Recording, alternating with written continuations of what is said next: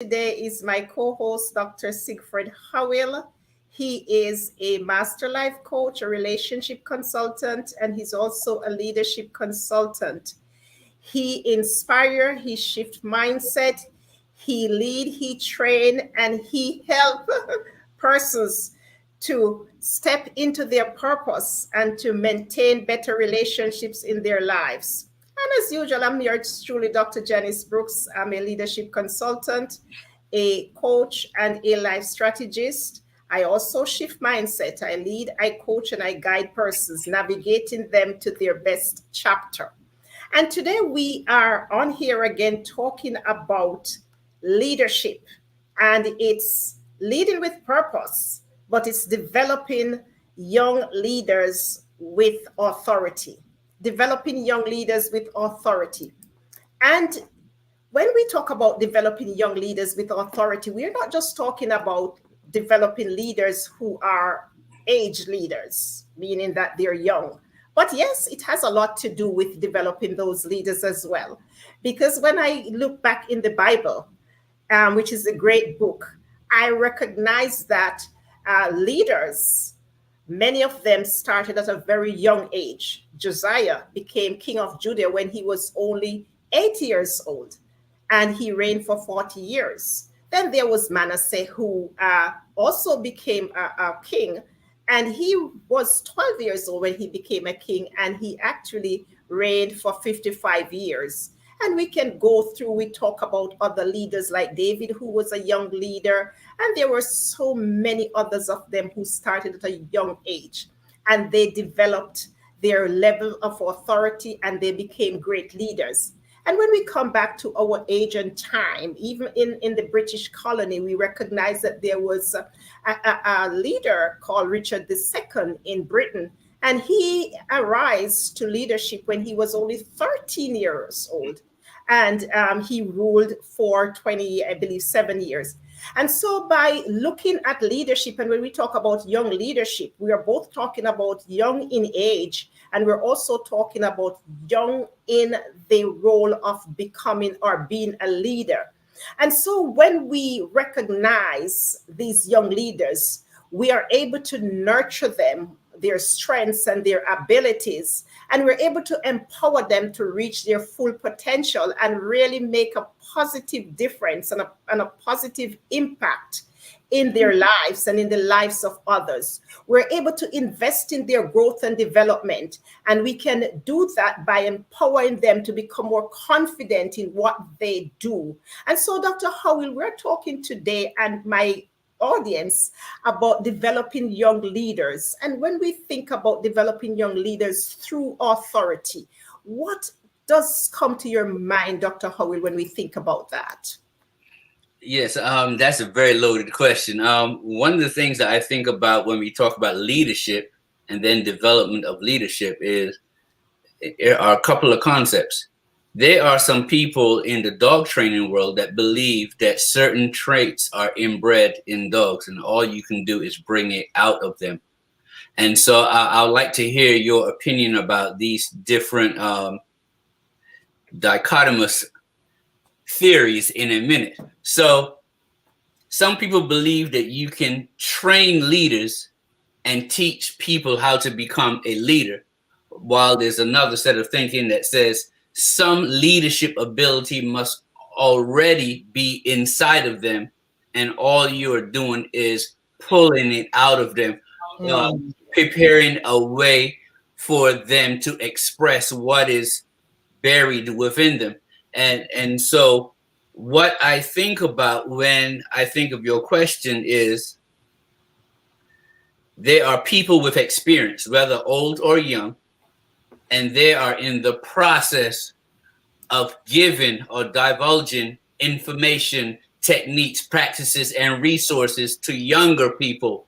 Now, whether you believe that some of that stuff is already in them and the leader is pulling it out, or there is a master leader who has the ability to instill certain resources, traits, and practices within them and then pull it out of them. I don't know what your thoughts are on that, but regardless of how you think about that, I'm thinking of a person or a team of people who have a long-term goal. And based on that long-term goal, they hire young people or people young to the leadership area and teach them strategically along the way to allow them to get to where they need to be. Now, going back to my original analogy, if you're thinking about the dog trainers, there's certain breeds and certain bloodlines that are allowed to be rescue dogs. There's certain bloodlines that are allowed to be police dogs. And from a young age, if you do not have those traits exhibited within you, they toss you aside because they are of the belief that some animals have it already in them as an innate trait and others aren't born with it. And so they do not have that ability. What do you think about that? Wow, Dr. Howell, you have gone in very deep at such an early part in the conversation, because when I'm looking at it, and it we'll be asking a question further down, what are the positives and the negatives of this? Because despite what many persons believe, that leaders are only born, and some believe that leaders are only made, but I truly believe that leaders are born and leaders are made. And that is why we can look at the strengths and the abilities of different leaders, and we're able to train them, as you talk about the dog trainer and the different types. We're able to train them. We're able to look at what area they have the highest authority in. For example, in the workplace, and I'm going to use this example because everything when it comes to authority and influence will require us to have a strategic approach that focuses more on empowering and guiding these leaders to become more effective. So when we go into the workplace, Dr. Howell, we can look at a young leader. And when I say young, again, we're not really talking about age all the time, and it could really be age, but we're saying young in the sense of age and also young to leadership. We will be able to detect that leader's strength. They're probably not yet a leader, but we can detect their strength because we realize that their strength is in the area of collaboration. They're always bringing the team together. Their strength is in inspiration. They're always coming in with something to inspire the team to stay together. Their strength is in the area of emotional intelligence.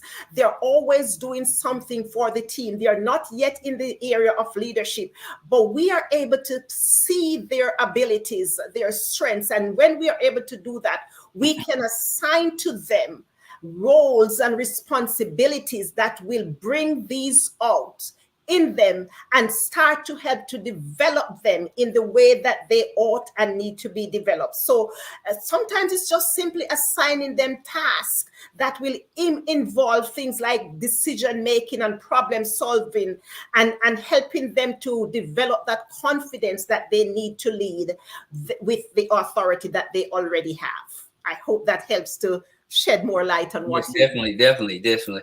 Yeah, and so I also want to bring out one of the reasons why we need young leaders to be trained early is because we never know when the older leaders are going to suffer from mental health or physical illnesses, and so we want to make sure that the legacy is passed on. And so you don't wait until a leader dies to replace them. According to John Maxwell, one of the fifth level of leadership is when you train people to take over, where you can step aside and everything continues going without any hitches. And I know back in the 70s, 60s, and 40s, there were people who thought that if I don't show up, everything falls apart. That means I'm a good leader. No, that means you're an autocratic leader. And that means that you have not trained anyone to take your place. And if anything were to happen to you, and a lot of these leaders travel in private jets and all that stuff. And so if anything ever happened to them, the company would take a nosedive. That is not effective leadership. Effective leadership, according to John Maxwell, is when you train minimum of 2 to 3 people to be capable of taking your place. And that means that you have to become selfless. And that means you have to be a nurturer, a person who knows what the goals and aspirations of each of your subordinates are, so you can train them in the specific area that they need to be trained in. Wow. And Dr. Howell, let me just welcome, I see Charlene Hill, and she's joining us from the YouTube. Dr. Marcia Thomas is joining us from I believe it's LinkedIn. And Dr. Marcia has a question, and I think you partially answered part of Dr. Marcia's question. She said, do we birth or train leaders?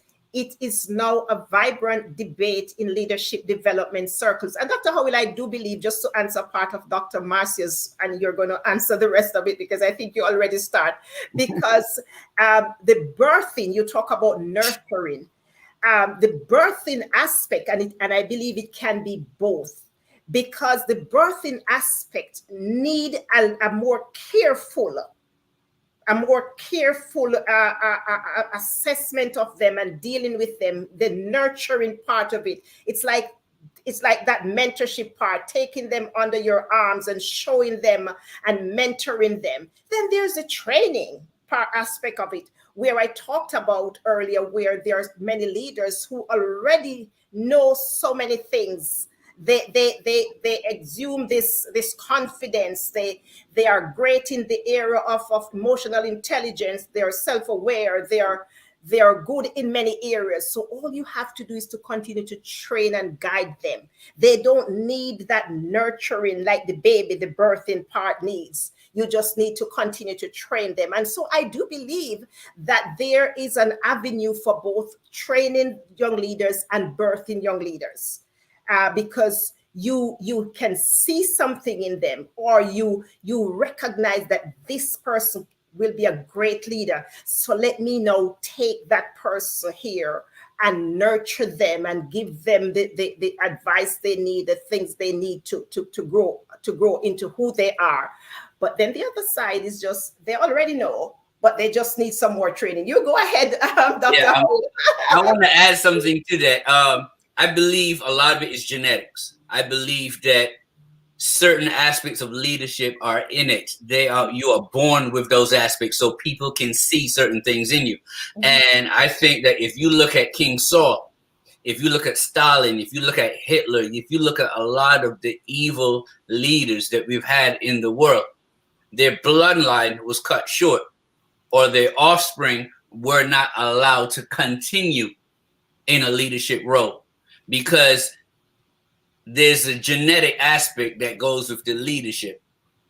So if you go back in history, you will see that a lot of those lines were cut short. They did not have offspring that continued. So, it's not like they had kid after kid after kid and they all came and took over once the parents died. A lot of times nature cut them off, or society cut them off in some shape, form. And so I always found that interesting, that the genetic aspect wasn't allowed to continue. But like you said, people have to see something inside of them and nurture them. Going back to John Maxwell again, he believes that there's always going to be one specific area that a leader is excellent at, but they might be average or above average in many others. And so the purpose of a mentor is to pull out those areas where you are already exceptional. And then the purpose of the leader, when it comes to self-assessment, is to build those areas where they are above average to make them better. So you have the mentor aspect of leadership, and then you have the self-assessment and the self-management part of leadership that I believe is equally as important. Yes, thank you so much for that.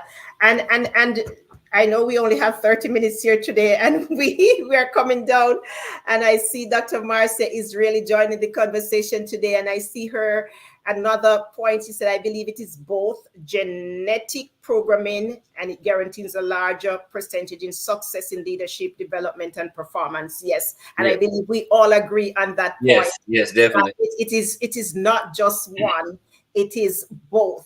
Yes. And one needs to be nurtured. And the very word nurtured means you have to pay more attention to. Nurturing is like a plant, and you plant that thing and you want to make sure it comes to fruition. So you nurture it. And then the other part, you just need to, the thing is already there. You just need to train and guide. So most definitely, we all agree on those points. So Dr. Howell, as we continue, I thought of what are 3 ways of authority influence that can be most impactful and influential in developing aspiring leaders.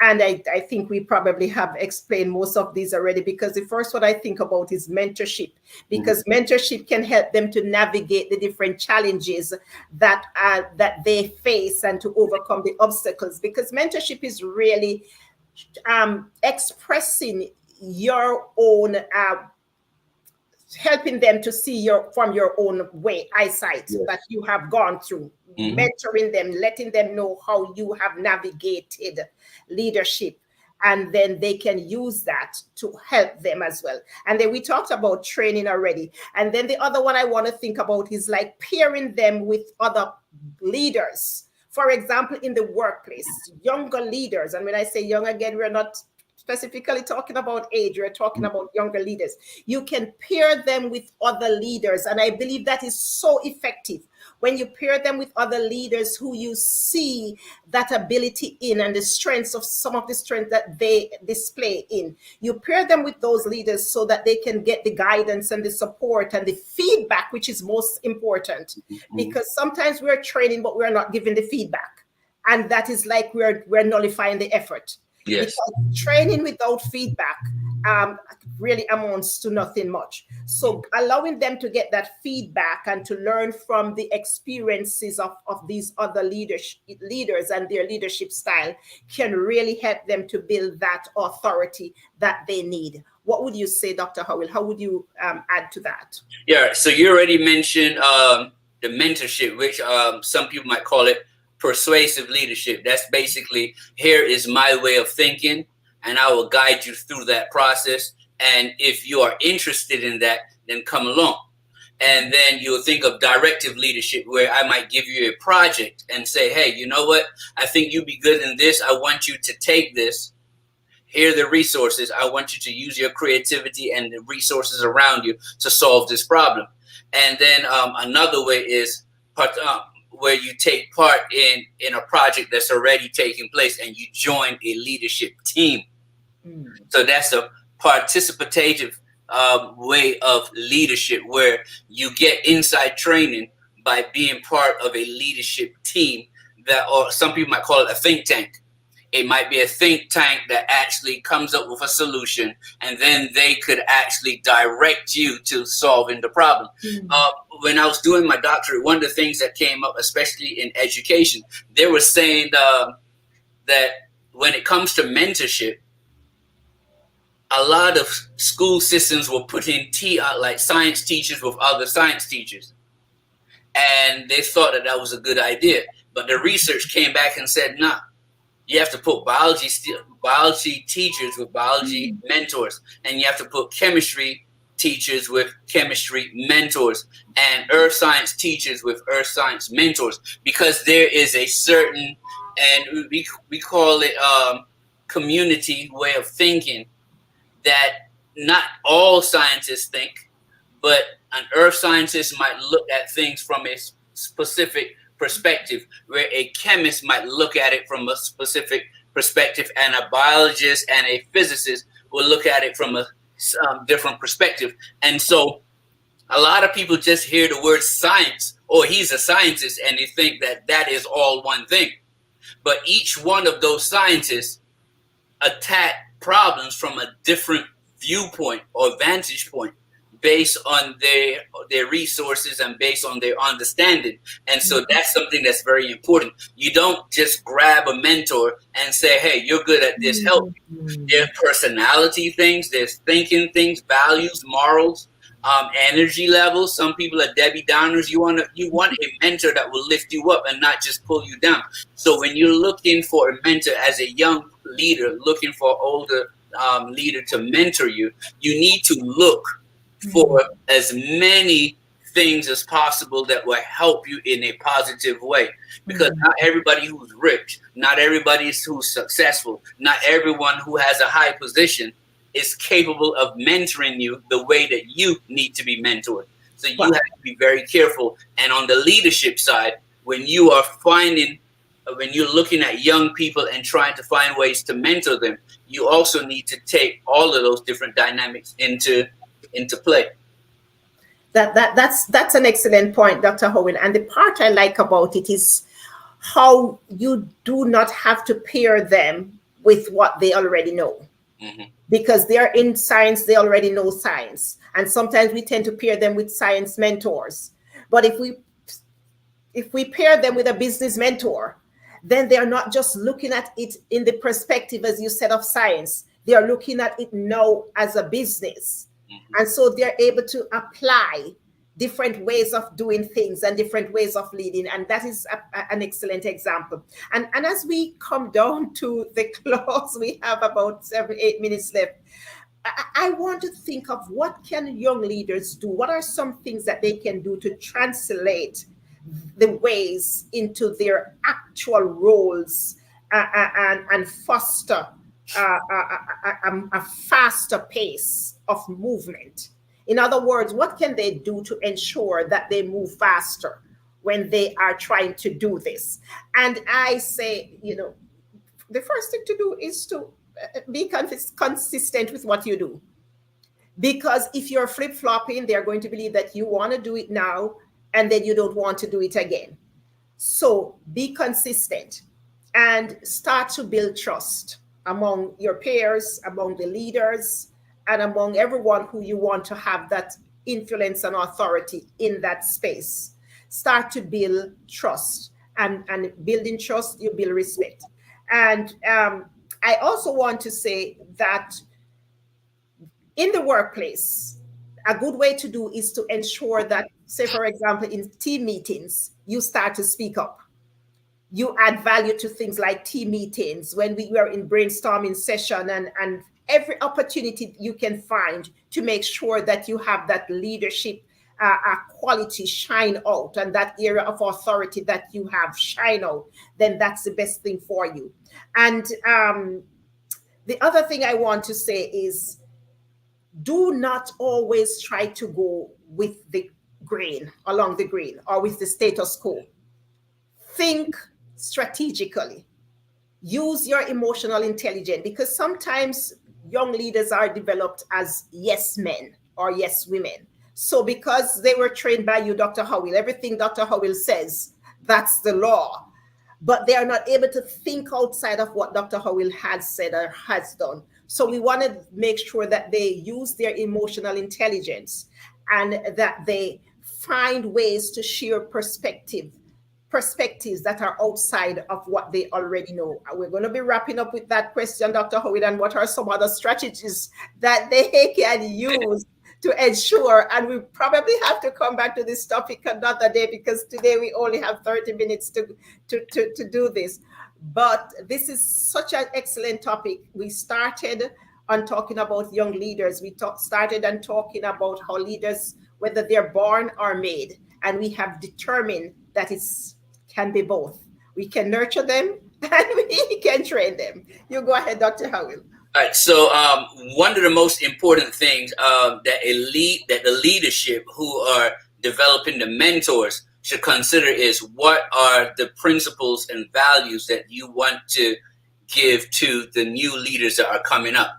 Because there's this thing called systems thinking, where every business is a system of moving parts. So you want to make sure that when you're training people for HR, there's an HR system that's running under the main system of the company.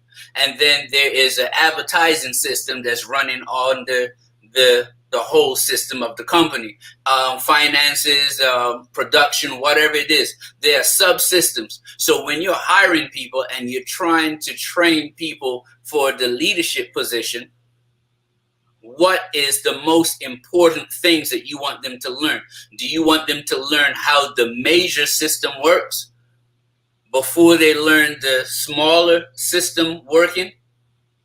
Or do you just want them to stay in their lane and just know that? Because what will happen is, if you just train them for HR, they may not know how the whole company looks at stuff and sees things. And so they could operate potentially in opposition to the goals, the visions, and the values of the company. So that's one thing you have to look at. The second thing I think you have to look at is the fact that a lot of leadership needs to figure out, okay, well, based on the personalities that I need for this particular position, am I hiring the right set of leadership for the long term? Because a lot of times we hire people based on our comfort level. Oh, I like this person here because they interviewed well, because they got along well with me. I got a good feeling. Well, you don't always need a good feeling. You might need somebody who's by the book, who is a leader, who gets things done. And so do you have a good team of a variety of people that can go against you when you want to hire the wrong person? And there is a belief out in business that says, hey, when 9 people say yes, you say no. And you say no, not necessarily because there's a no, but because somewhere along the line, everyone jumped on and started drinking the same Kool-Aid. So I'm saying no to see if you can convince me to say yes. Because if you look in the political system, when you are a yes man, you can have a lot of people facing a lot of legal problems, and they're all tumbling after the fact, because no one wanted to stand up and say, no, that is not legal, that's not ethical, that's not whatever. And so when you are looking for leaders, you want to give them leadership assignments. Check them to see if they're doing what is basically needed for that team and what is for the well-being of the company. It's not just for HR. It's not just for marketing. I want to know, yeah, you did a good job for HR and marketing, but did you stay within the boundaries or the guidelines of what this company stands for and represents? Simulations, role playing, these are things that you can do to make sure that before they get to the multi-million-dollar budgets, that they have played back and forth in simulations, to make sure that they know what they're doing and make sure that they cover all of their bases. And also leadership workshops, like I said at the beginning, make sure that they know what is needed for their system, but also what is needed for the company system. And last but not least, that evaluation, like you said, is very important, because without proper evaluation, they cannot address those areas of concern. Because no leader is 100% effective. They will always have blind spots. They will always have areas that they need to work on. And so a leader must be willing enough to hire people who are good in the areas where they're weak, and be mindful enough to listen to them and not belittle them and destroy them when they go in dichotomy to your beliefs. Be able to listen to them and hear why they want to go in opposition. Because young people are innovative. Young people see things. Young people have resources that older leadership may not have. And so if you're willing to listen, learn, and collaborate, you might find that you as an older leader will be able to learn from the younger leadership, and you and them as the younger leadership will be able to learn from you as the older leadership. It goes both ways. Absolutely. Dr. Howell, you have, I believe that you have said so much in that last part that we probably need to come back and split this apart. Yes, but I do believe that fostering a culture, I just dropped it in there, of open communication and collaboration, as you said, can make them feel more empowered to contribute and make a difference. So my final words is that, in conclusion, I mean, for today, we have fully agreed that developing young leaders need a kind of multifaceted approach and strategic approach. And that includes all of the things that we have talked about. training, coaching, mentorship, guiding, nurturing, and also providing them with the opportunities to lead and to really be in that environment that support them, their growth, and offering them the different development programs that will help them to become that leader that they're really striving to be. So it's not any one size fit all approach to developing young leaders. It's, as we said, it's a multifaceted strategic approach. Your final words, Dr. Howell. You said it all. Yeah, the only thing that I will add to that you left off of the conclusion is that feedback is very important. Making sure that not just the older leaders get feedback, but the younger leadership must give the older people feedback and the older leadership feedback, because by being able to see, once you put the right people on the bus, like Jim Collins says, then you need to collaborate. And you as a leader also need to understand that you don't always have to shine. Let the membership take over where their strengths are. You sit back, and when one person wins, the team wins. Don't be that type of leadership where I take all the glory when things go well, and then when things go bad, I'm pointing fingers. Because as soon as you start pointing fingers, nobody wants to be innovative. Nobody wants to be the one who speaks up and say, well, let's try this, because if it doesn't work, I'm going to be on probation. I'm going to be on an improvement plan. I'm going to be fired. And so the good leaders have to foster an environment where everyone feels that there's a safe place for them to learn before the stakes become too high, and that good feedback would allow them to get to the next level. Absolutely. Dr. Howell, I want to thank you so much for being such a excellent co-host today, while we talked about developing young leaders through authority. And we have only scratched the surface of this topic because it is such a wide one. There are so many things that we can do as leadership coaches, leadership consultants, to develop young leaders with authority. And we mean not just authority with influence in whatever area that they choose. So as we go from here this week, we hope that you had learned something and take away something, because we are all leaders, whether we are leaders in our home, church, school, workplace, wherever we are. I believe that self-leadership is the most important leadership, because if we can't lead ourselves in life, we will not be able to lead ourselves in the workplace, in the church, in the school, wherever we go. The best leaders you see out there, they're able to lead their own lives. And so they become the best leaders in the world. I want to thank you one more time again, Dr. Siegfried Howell, certified life master coach. He's also a relationship consultant. And I would also want to add to that, one of the best relationship consultants.